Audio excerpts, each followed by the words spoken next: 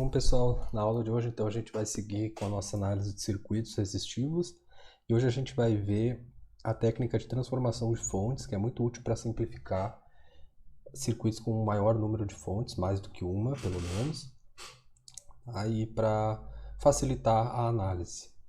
Antes, nós vamos falar um pouquinho sobre fontes, a fonte de tensão. Por exemplo, esse S aqui vem de... Normalmente a fonte pode estar como um VF ou VS. A F de fonte e S de source do inglês, tá? Que é fonte de tensão, fonte de corrente em inglês pode aparecer com essa letra S. A diferença de uma fonte ideal para uma fonte real, tá? A gente tem aqui, por exemplo, uma fonte ideal de 12 volts, tá? Ela não tem nenhuma resistência associada, o que significa que ela pode fornecer qualquer corrente. Tá? Então ela tem essa característica aqui no gráfico do VL, que seria a tensão na carga, que é load, tá? E IL. Então a relação IL e VL é uma reta, ou seja, na fonte ideal, independente de qual carga eu colocar aqui, tá? Eu vou ter os 12 volts na carga, por exemplo. Agora, numa fonte real, onde ela tem uma resistência associada, a tensão na carga, tá, com relação à corrente na carga, tem essa característica aqui de uma reta decrescente, ou seja, quanto menor for essa resistência RL, ou seja, menor em relação à resistência RS, que é a resistência da fonte. Por exemplo, no limite, quando a carga for igual a zero, tá? Ou seja, quando for um curto-circuito, eu vou ter 0 volts, tá? E a corrente vai ser a corrente de curto-circuito, que é 12 dividido por 0,01, VS sobre RS. Agora, quando a carga for um circuito aberto, ou seja, open circuit, eu tenho corrente igual a zero e aqui eu teria 12 volts, que é a tensão de circuito aberto. Tá? Então, a gente tem esse comportamento aqui. Tá? Normalmente, as cargas que a gente utiliza numa fonte de tensão são muito maiores do que o RS, que é a tensão intrínseca da fonte.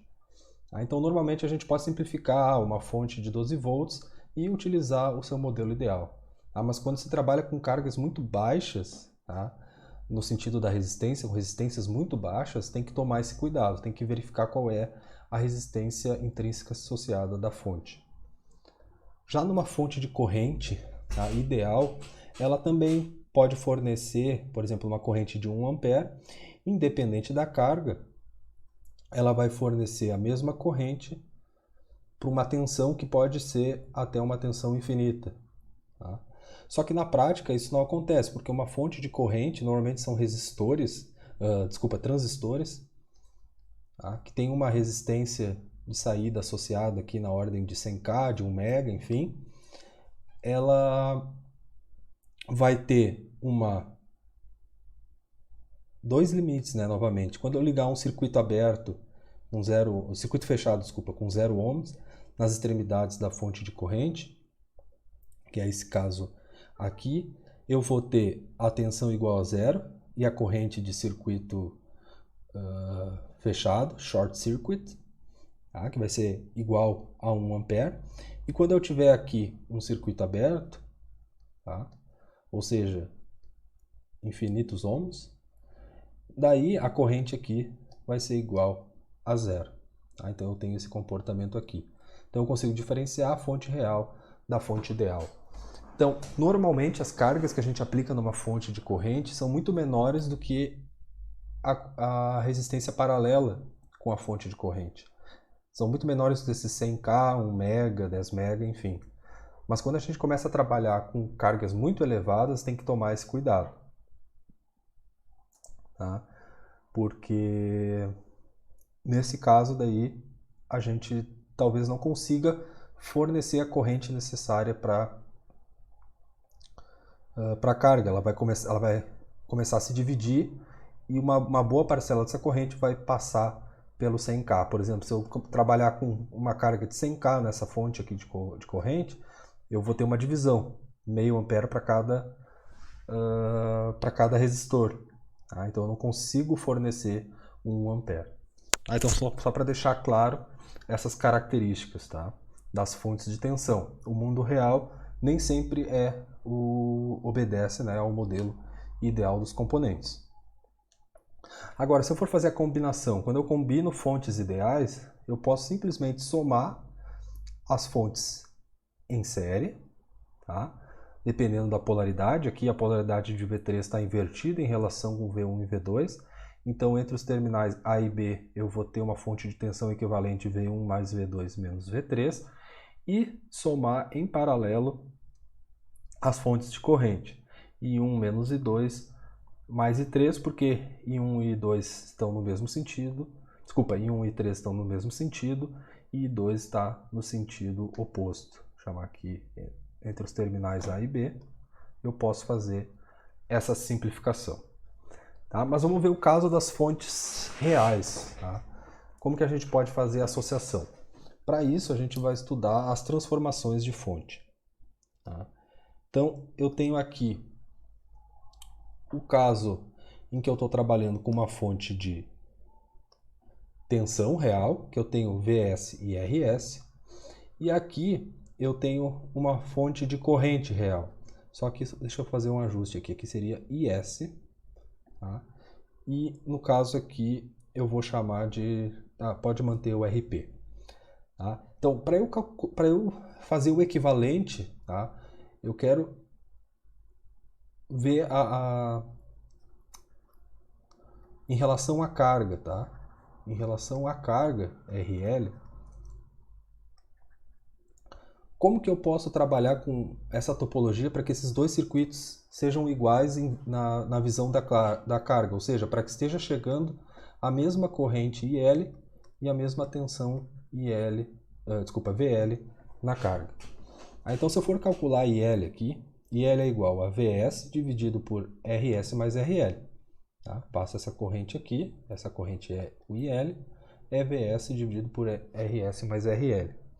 Divisor de tensão, eu teria aqui o VL é IL vezes RL, ou seja, essa parcela aqui vezes o RL. E aqui, quando eu vou calcular o IL, eu tenho que IL é igual a RP dividido por RP mais RL vezes IS. Por quê?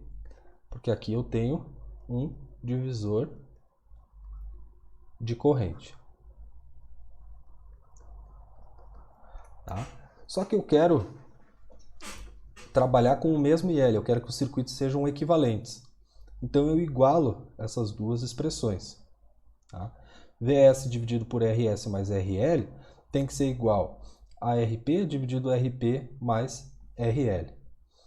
Tá? Se o RS for igual ao RP, ou seja, se eu considerar a mesma resistência, se eu fizer RS igual a RP, tá? E chamar de uma outra expressão aqui R, uma outra variável R, eu posso cortar esses termos aqui embaixo, tá? E eu tenho que fazer com que VS seja igual a RP vezes IS. Tá? Então, para esse circuito ser equivalente a esse, eu tenho que manter a relação VS igual a RP vezes IS. Ou IS igual a VS sobre RP. Então, eu posso pegar esse circuito e transformar nesse daqui, desde que eu obedeça essa relação entre as variáveis. Tá? Ou vice-versa. Eu posso pegar esse circuito aqui e transformar nesse, desde que, quando eu passar para esse formato, o meu VS vai ter que ser igual a R vezes IS. Se eu quiser passar daqui para cá, eu vou ter que fazer RP igual a RS e o IS vai ter que ser VS dividido por RS. Então eu posso fazer a transformação de fontes. Nos exemplos vai ficar um pouco mais claro. Aqui, ó, por exemplo, se eu tenho um circuito dessa forma aqui, VS é R e passo uma corrente IL. Tá? Eu posso fazer o seguinte, colocar uma fonte de tensão IS em paralelo com a mesma resistência R, desde que a fonte de corrente IS seja igual a VS sobre R. Tá? Dessa forma, esses circuitos são equivalentes. Se eu tiver no sentido oposto aqui, ó, aqui eu tenho no caso menos VS, a polaridade da fonte está invertida. O que acontece com a corrente? A corrente só muda o sentido. Tá? Ela vai trabalhar nesse mesmo sentido do menos para o mais. Tá? Então, se eu inverto a polaridade, inverte a flecha da corrente e os circuitos são equivalentes desde que essa fonte de corrente tenha a magnitude VS sobre R. Tá? Vamos ver um exemplo aqui, tá? Dessas características que a gente está trabalhando aqui. Primeira coisa, eu tenho aqui 1, 2, 3 fontes, 1, 2, 3, 4 resistores, eu quero encontrar a tensão V. Eu tenho aqui duas fontes em série, ou seja, eu posso somar elas. Como elas têm polaridade inversa, vai ficar 5 menos 2. Tá? 5 menos 2, 3 volts. E aqui eu tenho esse resistor de 1 ohm. Eu tenho uma fonte de corrente no sentido para baixo de 4 amperes, um resistor de 1 ohm, um resistor de 2 ohms, um resistor de 5 ohms, mais ou menos V. Tá? Agora, eu não consigo simplificar esse circuito porque eu não tenho como somar essa fonte de tensão com essa fonte de corrente. Porém, eu posso fazer a transformação de fontes. Eu posso transformar no modo fonte de tensão com uma resistência associada numa fonte de corrente com a sua resistência paralela associada. Tá? Desde que eu utilize a mesma resistência e obedeça aquelas relações que a gente conversou antes. Tá? Então eu venho para cá e vou fazer o seguinte, vou manter a fonte de corrente no sentido da polarização. Então, eu tenho uma fonte de corrente que tem que ser 5 dividido por 1. Então, 3 dividido por 1, então 3 amperes. E a mesma resistência. 1 ohm. Isso daqui é equivalente a isso. Daí eu venho para cá. 4 amperes. Tenho esse resistor aqui de 1 ohm. E aqui o paralelo de 2,5.